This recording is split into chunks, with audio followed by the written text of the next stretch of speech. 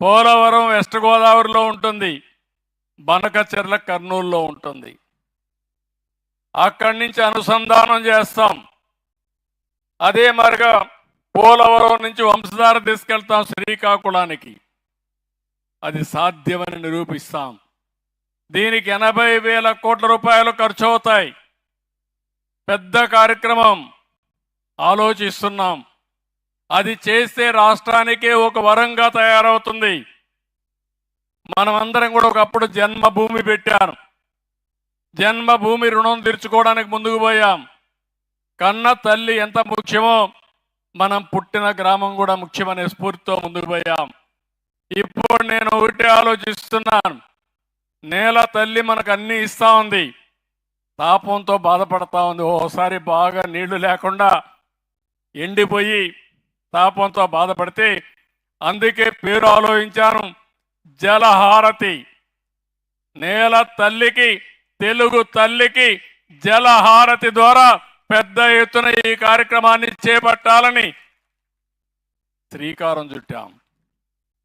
అదైతే పోలవరం నుంచి కృష్ణాకు వస్తాయి, కృష్ణా నుంచి నాగారు సాగర్ రైట్ మెయిన్ కెనాల్కు నీళ్లు వస్తాయి. అక్కడ బొల్లాపల్లి ఒక చెరువు రిజర్వాయర్ వస్తుంది. ప్రారంభంలో 150 టీఎంసీ నీళ్లు అక్కడ పెడతాం. నాగారు సాగర్లో నీళ్లుంటాయి, బొల్లాపల్లిలో నీళ్లుంటాయి. రైట్ మెయిన్ కెనాల్లో నీళ్లు లేకపోతే ఇక్కడి నుంచి తీసుకునే పరిస్థితి వస్తుంది. అక్కడి నుంచి నేరుగా వెలుగొండ పక్కనే నల్లమలై ఫారెస్ట్లో ఒక టనల్ తీసుకొని నేరుగా బనకచెర్లకు తీసుకెళ్తాం. 3 రీచర్లు. ఈరోజు కూడా 55 సంవత్సరాలు డేటా చూస్తే 3,000 టీఎంసీ నీళ్లు గోదావరి నుంచి సముద్రం లేకపోతున్నాయి. ఈ సంవత్సరం కృష్ణాలో వచ్చిన వరదలు 800 టీఎంసీ నీళ్లు సముద్రం లేకపోయినాయి. దాంట్లో నుంచి ఒక 200-300 టీఎంసీలు కానీ మనం వాడుకోగలిగితే ఈ రాష్ట్రంలో కరువు ఉండదు. అలాంటి కార్యక్రమానికి శ్రీకారం చుట్టా. నందమూరి తారక రామారావు గారు సాగునీటి ప్రాజెక్టులకు ప్రాధాన్యత ఇచ్చారు. ఆయన కలని రాబోయే రోజుల్లో ఏ ప్రాంతంలో కూడా కరువు లేకుండా కరువు రహిత రాష్ట్రంగా తయారు చేసే బాధ్యత ఈ ప్రభుత్వం తీసుకుంటామని చెప్పి కూడా నేను మీకు తెలియజేస్తున్నా. మీరు కూడా ఆశీర్వదించాలి. నీళ్లు వస్తే తాగుతాం, కానీ నీళ్లు రావడానికి మాత్రం మేము ఆలోచించడం అంటే కరెక్ట్ కాదు. మంచి పని చేసేటప్పుడు, మీరు పూజలు చేసేటప్పుడు మీరు కూడా ఒకసారి ఆ దేవుణ్ణి కోరుకోండి.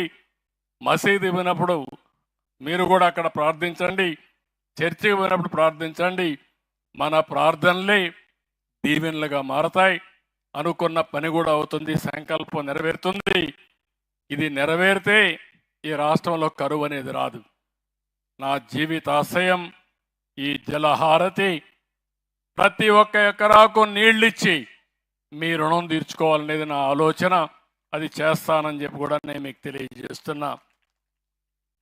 ఇంకో పక్కన మీరు ఒకసారి చూస్తే గ్రామాల్లో, అన్ని గ్రామాల్లో పనులు ప్రారంభమైనాయి. ఒకప్పుడు సిమెంట్ రోడ్లు వేసాం, మళ్ళా సిమెంట్ రోడ్లన్నీ పూర్తి చేస్తున్నాం. ఎక్కడికక్కడ వేస్ట్ కాంపోస్ట్ కింద చెత్త అంతా కూడా ఎరువులుగా మార్చే కార్యక్రమానికి పోయాం. మళ్ళీ వీధి దీపాలు వెలుగుతున్నాయి. 5 సంవత్సరాల్లో వీధి దీపాలు కూడా ఆరిపోయినాయి. అవన్నీ కూడా మళ్ళీ చేసే పరిస్థితికి వచ్చాం. ఇంకో పక్క రాజధాని అమరావతికి 2,245 కోట్ల రూపాయలతో కొత్త రైల్వే లైన్ వస్తూ ఉంది. నేషనల్ హైవేలో 75,000 కోట్లు ఖర్చు పెట్టిస్తున్నాం. రైల్వేల కోసం 72,000 కోట్ల రూపాయలు ఖర్చు పెడుతున్నాం. నేను ఒకటే ఆలోచిస్తున్నా. ఈరోజు ఈ ఊరికి వచ్చినప్పుడు పిల్లలను చూశాను. చిన్న పిల్లల దగ్గర నుంచి నేను వస్తే జైలు కొట్టే పరిస్థితికి వచ్చారు. పిల్లలందరూ ముందుకు వచ్చారు. నేను అందుకే ఆ పిల్లల భవిష్యత్తు కోసం ఆలోచిస్తున్నా. ఈ రాష్ట్రంలో పుట్టిన పిల్లలందరి కోసం వాళ్ళు బాగా చదువుకున్న వెంటనే ఉద్యోగం వచ్చే బాధ్యత, తీయించే బాధ్యత నాదని మీ అందరికీ హామీ ఇస్తున్నా. అందుకని మీరందరూ చూస్తే జాబ్ ఫస్ట్ అనేది మా విధానం. మిరాకల్ లాంటి పిల్లలు ఉన్నారు. ఇప్పుడే ఒక 2 ఆడపిల్లలు మాట్లాడితే ఏం చదువుతున్నారంటే ఇద్దరు కూడా ఇంజనీరింగ్ చేస్తున్నారు. ఆ ఇంజనీరింగ్లో కూడా ఇద్దరిని చూస్తే ఆర్టిఫిషియల్ ఇంటెలిజెన్స్ చేస్తున్నారు. అంటే మన వాళ్ళు చాలా తెలివైన పిల్లలు. దానికి కూడా ఫౌండేషన్ నేనే వేసా. దీన్ని లాజికల్గా తీసుకెళ్తాం. ఇలాంటి పిల్లల భవిష్యత్తు బంగారు భవిష్యత్తు చేసే బాధ్యత ఈ ప్రభుత్వం తీసుకుంటామని చెప్పి కూడా నేను మీకు తెలియజేస్తున్నా. 25 పాలసీలు తీసుకొచ్చాం. అందుకే ఈ పాలసీల వల్ల ఏంటి లాభమని మీరు ఒకసారి చూస్తే, నిన్న మొన్న మీరు చూశారు, నిన్న ఒక్కరోజే మీటింగ్ పెట్టాం. దగ్గర స్టేట్ ఇన్వెస్ట్మెంట్ ప్రమోషన్ బోర్డులో 1,82,000 కోట్ల రూపాయలు విలువ చేసే ప్రాజెక్టులకి శాంక్షన్ ఇచ్చాం. దీనివల్ల 2,80,000 పిల్లలకు ఉద్యోగాలు వస్తాయి. రామాయంపట్నంలో దగ్గర 92,000 కోట్ల రూపాయలతో బీపీసీఎల్ ఒక రిఫైనరీ పెడుతున్నారు. ఇలాంటి ప్రాజెక్టులు చాలా వచ్చే పరిస్థితి వచ్చింది. రిలయన్స్ అయితే ఒక 65,000 కోట్ల రూపాయలు ఖర్చు పెట్టి దగ్గర 500 బయోఫ్యూయల్ ప్లాంట్లు పెడుతున్నారు. దీనివల్ల ఉపాధి వస్తుంది, రైతులకు ఆదాయం పెరుగుతుంది. ఇలాంటి కార్యక్రమాలన్నీ చేస్తున్నాం. మొన్నే ఇంకొక ఎస్ఐపిబి పెడితే 85,000 కోట్ల రూపాయలు పెట్టుబడులు వచ్చాయి. 34,000 కోట్ల రూపాయలు, 34,000 మందికి ఉద్యోగాలు వచ్చే పరిస్థితికి వచ్చింది. ఈరోజు మీరు ఒక్క విషయం గుర్తుపెట్టుకోవాలి. 6 నెలల్లో ఈ పనులన్నీ చేశాం. డ్రోన్ సబ్మిట్ పెట్టాం. డ్రోన్లో ఏమేమి ఉపయోగాలు ఉంటాయో అన్వేషణ చేస్తున్నాం. రేపు రాబోయే రోజుల్లో డ్రోన్ వల్ల చాలా ప్రయోజనాలు వచ్చే పరిస్థితి వస్తుంది. వ్యవసాయాన్ని ఆధునీకరణ చేయడంలో డ్రోన్స్ పనిచేస్తాయి. ఒక వ్యవసాయమే కాదు, అన్ని రంగాల్లో పెను మార్పులు వస్తాయి. అలాంటి కార్యక్రమాలకు ముందుకు పోయాం. ఎప్పటి నుంచో పెండింగ్ ఉండే విశాఖపట్నం రైల్వే లైన్ కూడా క్లియర్ చేశాం. ఇంకో పక్క ఎయిర్పోర్ట్లు కానీ పోర్ట్లు కానీ గ్రీన్ ఎనర్జీ కూడా ముందుకు పోయాం. ఇప్పటికి మీరు చూస్తే 2 లక్షల కోట్ల రూపాయలు పెట్టుబడులు పెట్టడానికి గ్రీన్ ఎనర్జీ కూడా ముందుకు వచ్చారు. ఇదే కాదు, ఇంకో పక్క మిత్తలైతే స్టీల్ ప్లాంట్ పెట్టడానికి దగ్గర నక్కపల్లి దగ్గర అనకాపల్లి జిల్లాలో 1,00,000 కోట్ల నుంచి 2 లక్షల కోట్లు పెడతామని ముందుకు వచ్చారు. ఇవన్నీ కూడా వస్తున్నాయంటే ఒక నమ్మకం, ఒక విశ్వసనీయత. చెప్పింది చేస్తారని నమ్మకం ఉంటేనే బయట వాళ్ళు వస్తారు. అదే వైఎస్ఆర్ కాంగ్రెస్ పార్టీ పాలనలో మీరు చూస్తే ఇండస్ట్రీస్ పారిపోయినాయి. ఒక్క ఇండస్ట్రీ రాలా. పరిశ్రమలు రాకపోతే మన పిల్లలకు ఉద్యోగాలు ఏ విధంగా వస్తాయని అడుగుతున్నా. పరిశ్రమలు రాకపోతే ఆదాయం ఎట్లా పెరుగుతుందని అడుగుతున్నా. అందుకనే ఆ రోజు ఆదాయం పెరగలేదు. అందుకే అప్పులు చేశారు. రాష్ట్రాన్ని అప్పుల ఉబిలో నెట్టేసే పరిస్థితికి వచ్చారు. ఈరోజు అవన్నీ కూడా ఇచ్చేసి మళ్ళీ ఏ విధంగా సంపద సృష్టించాలి, ఆదాయాన్ని పెంచాలి, మన పిల్లలకు ఉద్యోగాలు ఇవ్వాలని ముందుకు పోతున్నాం. ఒకప్పుడు 1వ తారీఖు వస్తే ఉద్యోగస్తులకు జీతాలు లేవు. ఇప్పుడు ఏ బాధ లేదు. మీరు ఎక్కడున్నా మిమ్మల్ని ఎత్తుక్కుంటూ మీ అకౌంట్లో 1వ తారీఖున మీ జీతాలన్నీ చెల్లించే బాధ్యత ఈ ప్రభుత్వాన్ని చెప్పి కూడా నేను మీకు తెలియజేస్తున్నా. తొందరలోనే మెగా డిఎస్సి పెడుతున్నాం. వాళ్ళే అడిగారు ప్రిపరేషన్ కావాలని.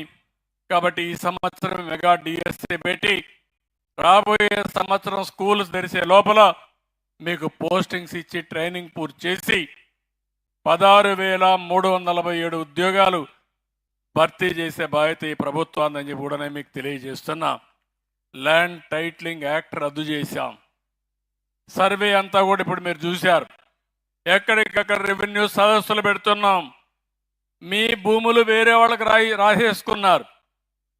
ఇష్టానుసారంగా 22A పెట్టారు.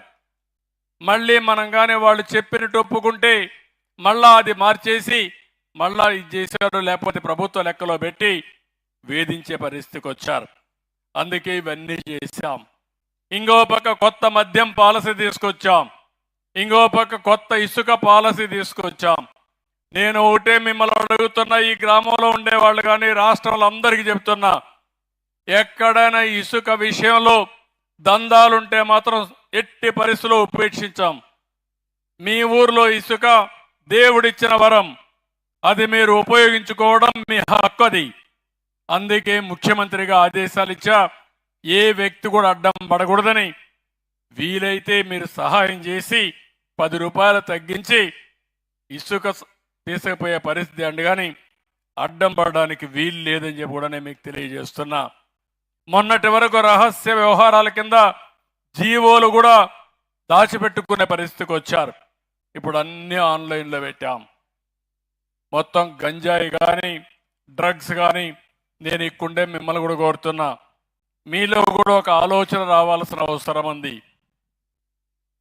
మనకు తెలియకుండా మన పిల్లలందరూ కూడా డ్రగ్స్కి అలవాటు అయిపోయే పరిస్థితికి వచ్చారు, గంజాయికి అలవాటు అయ్యే పరిస్థితికి వచ్చారు. దీనివల్ల నేరాలు ఘోరాలు పెరిగే పరిస్థితి వచ్చాయి.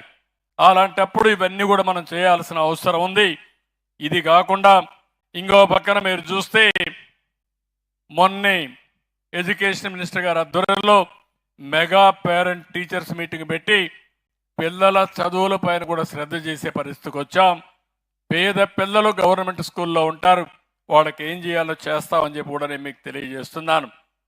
నూతన వక్ఫ్ బోర్డు ఏర్పాటు చేయడం, ఇమాములకి మౌజములకి గౌరవ వేతనాలు ఇవ్వడం, ఫాదర్స్కి పాస్టర్స్కి కూడా గౌరవ వేతనాలు ఇవ్వడం, ఇలాంటివన్నీ చేసి రేపో ఎల్లుండో మీ అందరికీ ఆమె ఇస్తున్నా. వాట్సాప్ గవర్నెన్స్ కూడా తీసుకొస్తున్నాను. అంటే వాట్సాప్ గవర్నెన్స్ అంటే మీ సెల్ ఫోన్లోనే మీకు ఏ పని కావాలన్నా అయిపోయేట్టుగా సెల్ ఫోన్ ద్వారా 150 సేవలు అందించే కార్యక్రమానికి శ్రీకారం చుడుతున్నాం. ఆఫీసులకు పోయే పనే లేదు, దర్జాగా మీ ఇంట్లో మీరు కూర్చొని మీ నేటివిటీ సర్టిఫికేట్ కావాలన్నా, క్యాస్ట్ సర్టిఫికేట్ కావాలన్నా, మార్కులు కావాలన్నా అన్నీ కూడా